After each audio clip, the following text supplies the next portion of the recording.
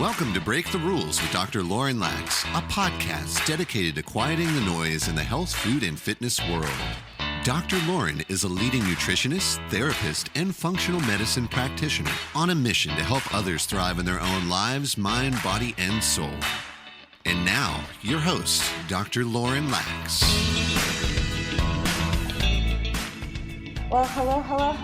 Welcome to another edition of the Break the Rules podcast, where we talk about quieting noise in the health, food, and fitness world. And today, super stoked to be talking about a topic that has a lot of noise in it, which is supplementation, which supplements to take, which supplements not to take, and just like helping you really decipher the wild, wild west of the world of supplements, because there's a lot out there. Do you really need them? There's people that stack their cabinets full of them and just say that they can't live without them. And then there's those that are really opposed to taking any supplements, wanting to just get their nutrients through food. Food is medicine, and so believe that as well. And today we have Abel James in the house, who is the founder of a company, Wild Superfoods, really bridging the gap between food and supplements in a very tasty way and a survival way as well. Abel is best known perhaps as the fat burning man. He has a podcast, as well as an amazing story of really transforming his body through using things like food as medicine and exercise as medicine. Gasp and shocker there, but a really powerful story in his journey. And so, Abel, thanks so much for coming on. I'm really excited to talk about a topic that does have a lot of noise and just confusion in supplement world. But if you could just start off giving us a little bit of background about who you are and what got you doing the work you're doing in the world. Sure. Well, firstly, thanks for having me, Lauren. This is going to be fun here today. But I grew up in the middle of nowhere, and I got sick when I was really young, and basically shot full of every antibiotic there was to kind of bring my fever down and take care of that. And through that, I became allergic to pretty much every antibiotic out there. So my mom, who was a nurse at the time, actually hit the books and learned a lot about functional medicine, healing with herbs, using wild crafted medicines from literally back in the woods behind our house, rubbing us down with bombs and us taking homemade tinctures and stuff. That was kind of the way that me and my brothers were raised. And it wasn't until I went to college. I was kind of athletic growing up. I loved trail running and track and mountain biking, that sort of thing. So I was in pretty good shape. But then I went to college, took on some loans. After college, took a job in DC trying to pay off those loans. And that's when just everything started to go wrong. Because for the first time in my life, I had great health insurance. We didn't come from money, really. So that was the first time that I'd had access to like a legit Western medicine doctor where I could roll into his office every couple of weeks, pee in a cup, get my blood work, look at the results from my urine. And I actually started to read it a little bit and see what was going on. But instead of following the alternative health advice that I'd kind of been raised in, that world of alternative healing and herbs and working with nature, I just went whole hog into what this doctor had to say, because, on my dad's side of the family, there was some cancer and some heart disease and high blood pressure, like all around the family. So he's just like, listen, man, we're going to try to prevent all of these things from happening. And long story short, after about a little more than a year of following his advice to eat super low fat, avoid dietary cholesterol, and do all of those typical things that they were doing a few years ago that were quite fashionable, I was about 30 or 40 pounds overweight. I had high blood pressure, high triglycerides, and pretty much most of the problems that we were trying to prevent hit me like a truck, a lot faster than most other people around me in my early 20s. I learned in retrospect because I was following this advice so well and so hard. And so my rock bottom was when I lost everything in an apartment fire shortly after I moved to Austin. And my life was such a mess that I looked in the mirror and, I'm overweight. My face is all pale and puffy. And I feel like I'm in my 40s, just feel terrible. And I'm like, this is a mess. This is not who I am.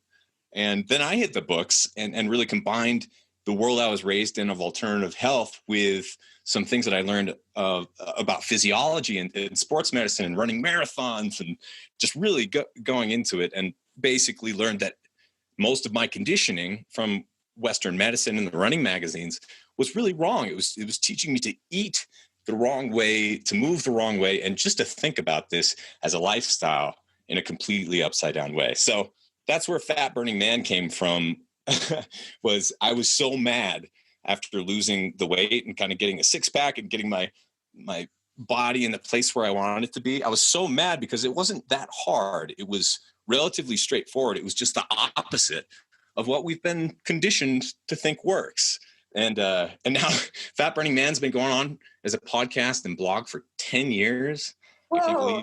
I can't believe it. But and I've written a bunch of books about it, but health is our gig and our calling. And I'm so thankful to have, been working in it in a while in so many different ways. Yeah. Well, I know you recently launched a book this past year. Tell us a little bit about that. Yeah, it's called Designer Babies Still Get Scabies.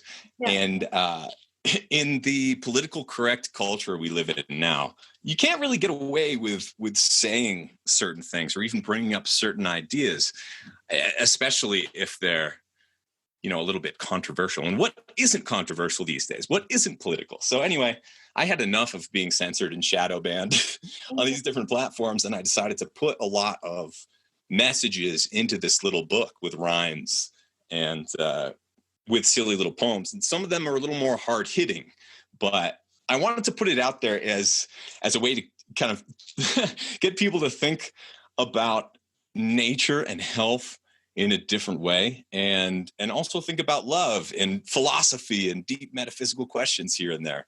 And I write about the fire. There's a poem about that in the book, and I had a lot of fun performing it as an audiobook. But one of the other reasons I put it out is because more than ever, free expression, free thought, art, and music are being squashed out. They're taking gym out of school. They're taking school out of school. It's become insane. And so the more we can challenge each other to create instead of consume, I think the more we're going to build our way out of this horrible dystopia we find ourselves in. Yeah. Well, I know you're taking a stand in supplement world, Wild West there, and just creating products that maybe didn't exist or exist to the quality that you also foresee. So let's just paint a picture, number one, as of what supplement land is like as you've gotten into this company, Wild Superfoods, and really what inspired it for you.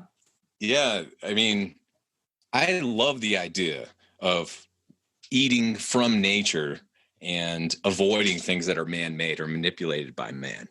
And in a world that was more pure, where the food that we ate was less manipulated by man, that might work. But whether we like it or not, pretty much everything is poisoned to some degree. Everything's a little bit toxic.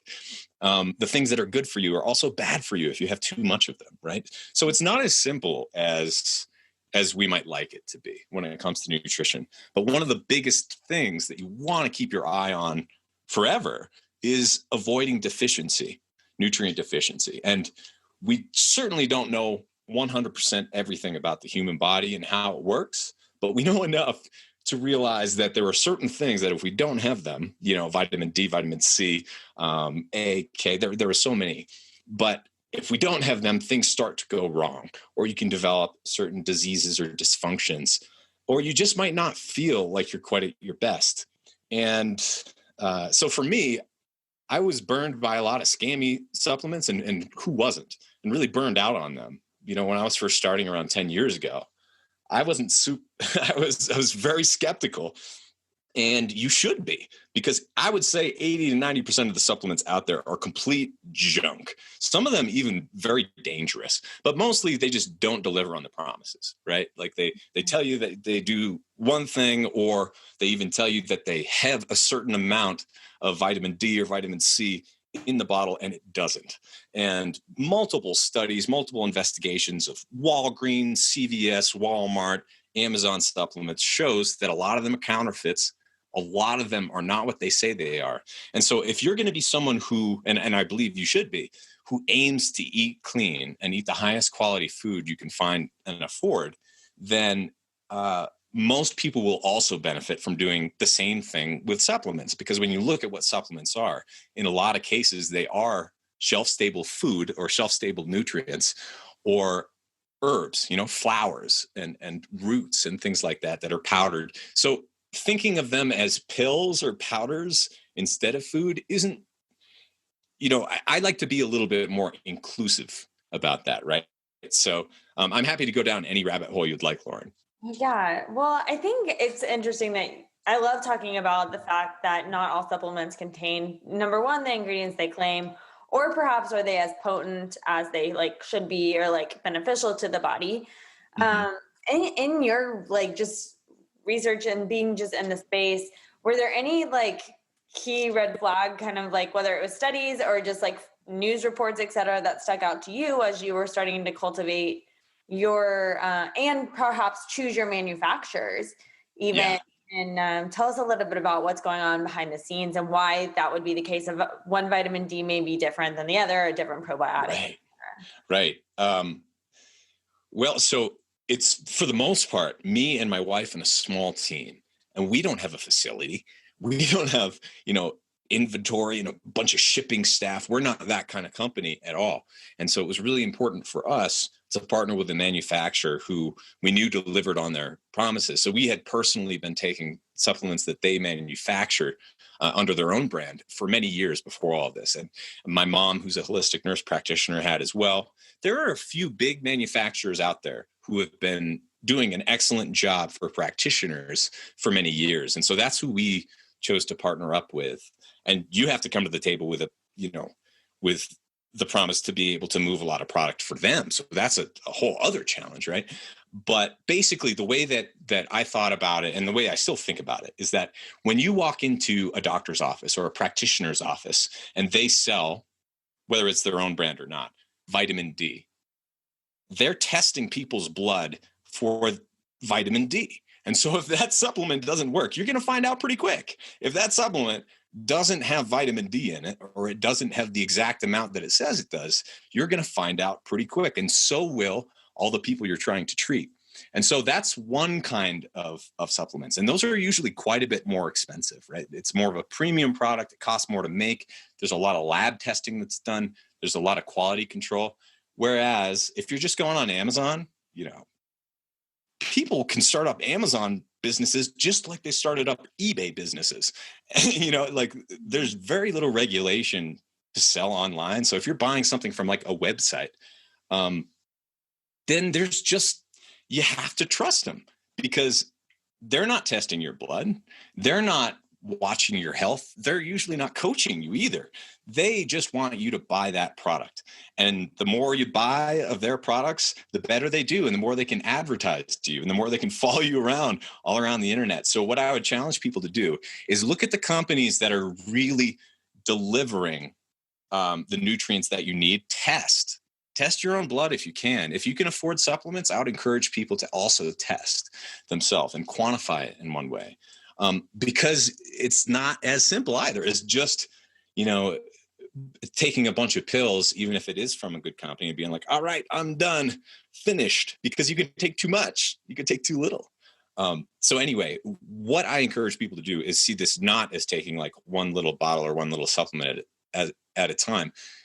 When you add supplements in, they are an overall, well, I mean, it's a perfect word. It's a supplement to your overall diet, to your overall nutritional strategy. It's not a magic bullet. It's just a small piece, but I believe a critical one.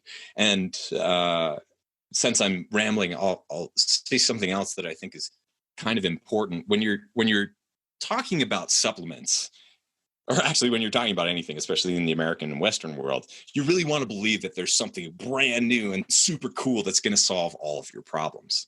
But in fact, when I really look at the research, when I look at what's showed up in my own personal life between supplementing in different ways, it's the bread and butter supplements that have been around forever that are usually the cheaper ones that get the biggest bang for your buck, and maybe even the biggest bang altogether. It's not the newfangled ones that you're just hearing about. It's really, the old-fashioned ones, vitamin D. It's hard to find one that wins more often than that, because so many people are deficient. But even, magnesium, zinc, all sorts of different minerals. I put trace minerals in my water pretty much every day.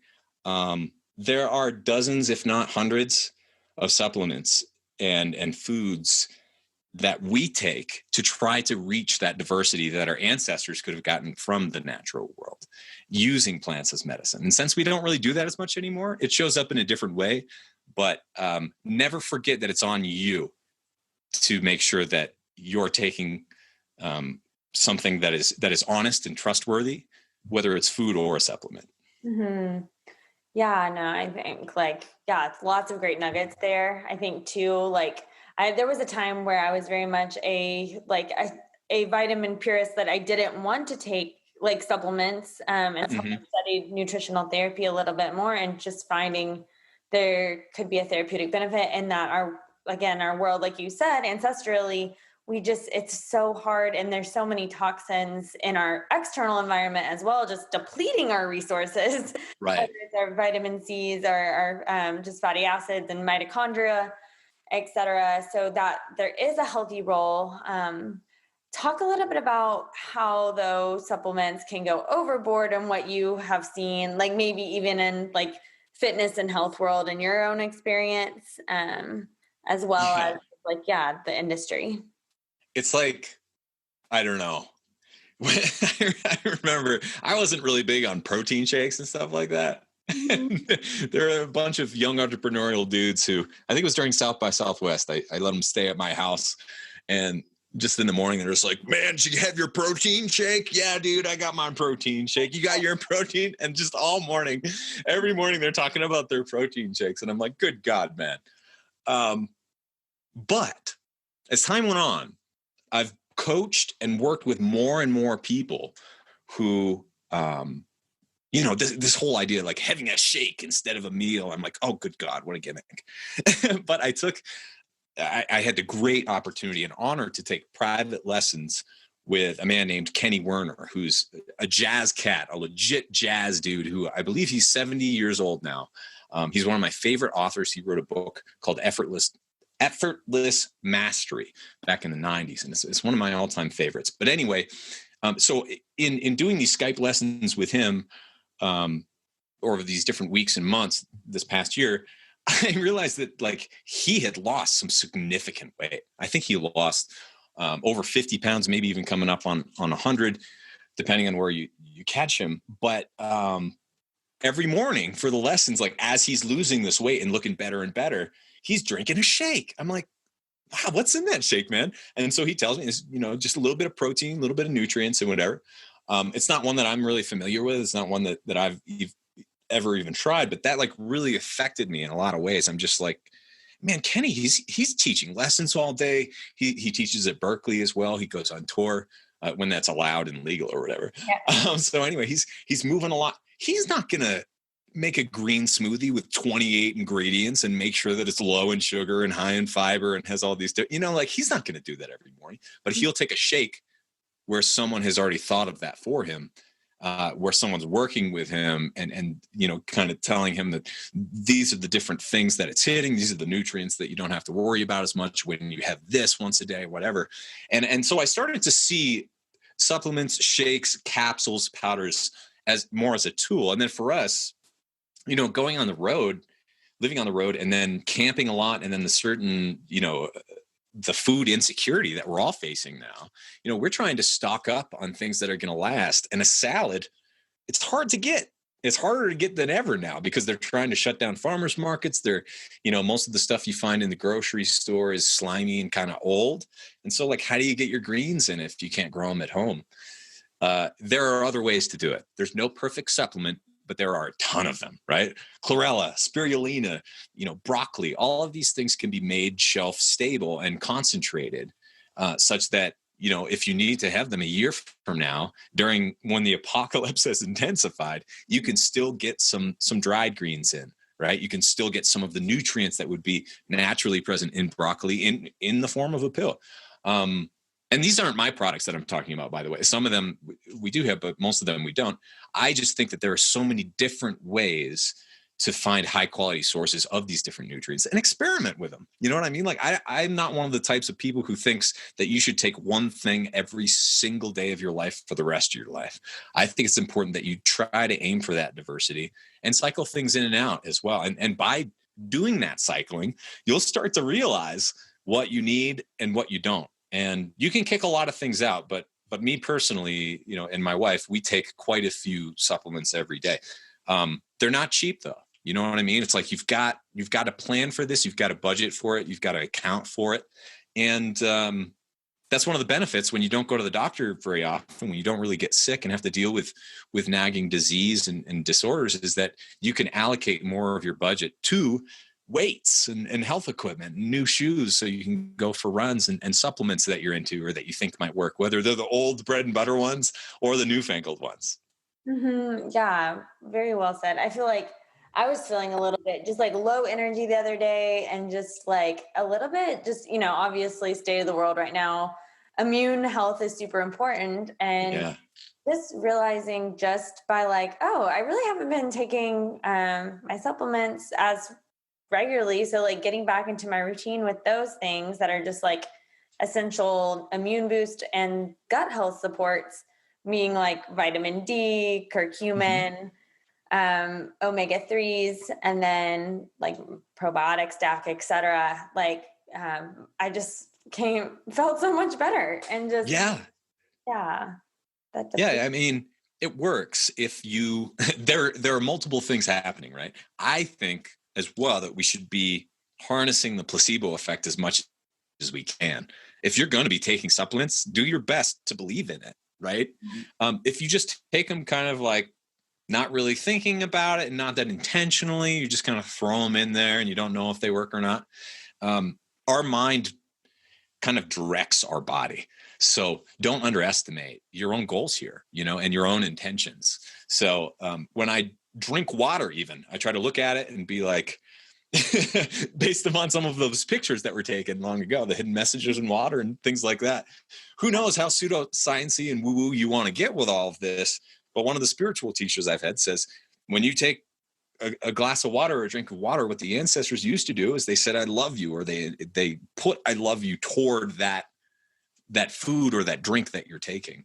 And I think you can do a similar thing with supplements. And if you forget to do that, if you forget to eat that way or drink that way, you start to feel it, right? Yeah. You don't feel as good. You have to get back into that groove again. But then once you do, it's just like, man, why did I ever fall off? This is good. But I think it also is beneficial to fall off sometimes, because then you realize why you're doing it, right? Then you realize that it is worth it because you have that thing to compare it against again. And that's feeling kind of crummy. Yeah, to be able to tell, like if you're confused or not sure if a supplement is working for you, to take it out, go rogue a little bit, and then integrate back in can be a good way. Yeah. Well, and also I think there's a big tendency to think of health as one size fits all. That's kind of how we're conditioned. And it's not like that, right? That's why there are so many different forms of vitamin D, C, probiotics, omegas, all of these different forms of protein powder. One of the reasons I was never into protein powder before really is because collagen was hard to find. And collagen is, as a form of protein, oh my gosh, we get bone broth in all the time, but that's not super convenient for people. It's not even that convenient for us. But like these different forms, whey protein is one that we considered getting into many years ago because it works well for me, but it doesn't for my wife because she has a harder time with dairy, right? Mm-hmm. And so you have to pay attention to that too. In the same way that you can get too much of certain nutrients or supplements, you can throw. It's more about getting into balance than it is about getting your numbers high. You know what I mean? It's more about hitting that critical level where you're feeling good and you're not overdoing it. Mm-hmm. Well, and I kind of want to touch a little bit more on the quality piece too, because I noticed with your some of your supplements, it just looks like you did your due diligence. Like for example, with your omega sea fish oil, it just so many formulas out there on shelves tend to go rancid. They're not very pure. Right. And like, just that is probably one of the higher studied in research talk a little bit about why that is, and I guess just like what folks should look for when they are looking for like quality. And it's Yeah. very confusing when there's a lot of fish oils stacked up against each other. Super confusing. And like I said before, they want to sell you fish oil. They don't want to make you healthy for a lot of these companies. They just know that it's a hot product. It caught on a few years ago. It's still going pretty strong. It's a hot product because it legit works if it's good stuff. But in the same way as if you're eating rotten fish, that's not going to do you any favors. If you're eating fish that's full of toxins and heavy metals, that's not going to do you any favors. And so one thing I do is a simple smell test. There are some things you can smell. You open up the bottle, you're like, oh, that's rancid. Whether it's a powder or it's a capsule, like trust your instincts. Not everything that's good for you is going to smell good. Like things have their own smells or whatever, especially these concentrated nutrients. But when it comes to fish oil, I have been, there have been a bunch of bottles at conferences, at CVS or Walgreens or whatever, or people just kind of show me, they're just like, hey, is this a good one? And it's just like, well, let's open it up and take a sniff. And it's like, oh God, no, thank you. Right.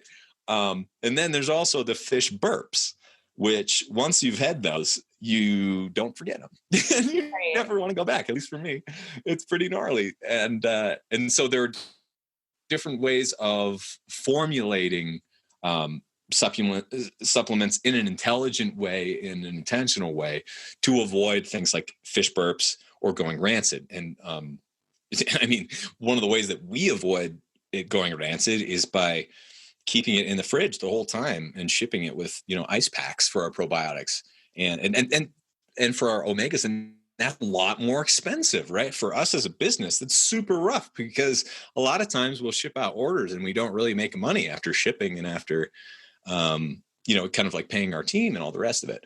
So anyway, I would encourage people to try different kinds. Like for me, I'm a big fan and have been for years of the fermented cod liver oil capsules, which, are kind of small. You keep those in the fridge as well, but it's a fundamentally different thing than the mega omegas, for instance, that we sell, which is a combination of omega 3, 6, 7, and 9 from borage oil, macadamia nut oil, and deep sea fish oil.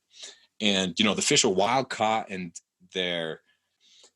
when you're getting fish oil, that can be a commodity, right? Where it's like they tell you nothing about the quality of the fish. Or it could be something that's actually like formulated. Now, the problem with our mega omegas right now that some people have brought up with me is that the pills are big. They're too big for some people. They're like bigger than the joint on one of your fingers in terms of like length. Mm-hmm. And for me, that's not an issue. And for my wife, like I never really thought about that too much until a lot of people are just like, listen, this is way too big of a pill for me to swallow. And so it's encouraged me to really be less, I don't know, not that I was ever judgmental about different forms of supplements, but a lot of people are just like, hey, can you make this into a gummy, or can you make this into a powder, or can you make the capsules smaller and that sort of thing? And I'm just like, wow, there are so many different ways to do this. This is really wonderful, actually. Everyone can kind of do it in their own way. But I would encourage those of you out there who are interested in this to experiment yourself, budget for it, kind of turn it into your own little hobby, but work with someone, whether it's a functional medicine practitioner, someone who's helping you learn how to lift weights, a personal trainer, a health coach, or your physician. Work with someone, or at least do some testing on your own and turn it into your own little educational project. Because if you don't have some fun with this, and if you don't try to learn, then it's going to be hard to do it forever.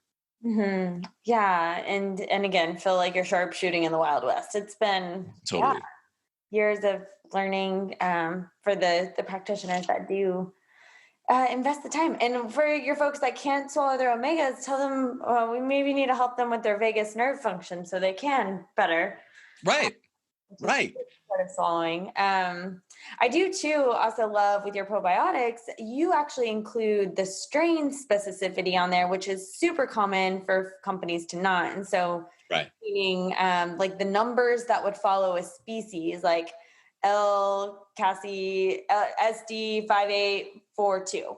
that SD5842 really specifies the strain that is specific and that is can really make a difference for folks.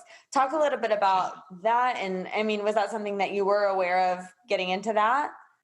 Yeah. Well, when you look into probiotics, you find that is a giant world, right?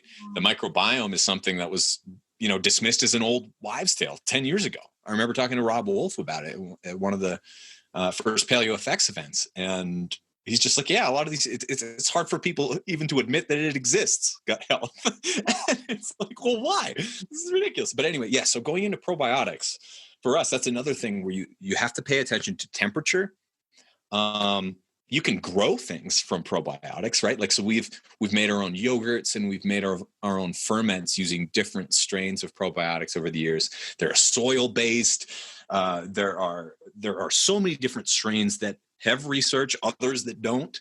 And to be perfectly honest, I don't think there's anyone out there who has a great understanding of how all of this works. But if you take a big step back and look at it, we know that probiotics and gut health, having beneficial bacteria in your gut, on your body, throughout your body, is extremely important. And we need to be protecting it or them. We need to be nourishing them and feeding them and keeping them up. And so one of the ways that it appears you can do that is by supplementing with probiotics, whether it's in your food by making your own ferments. One of the things we do with our own, like the probiotic spheres that we have, sometimes we'll mash them up and use that powder as a kickstart for something that we want to grow.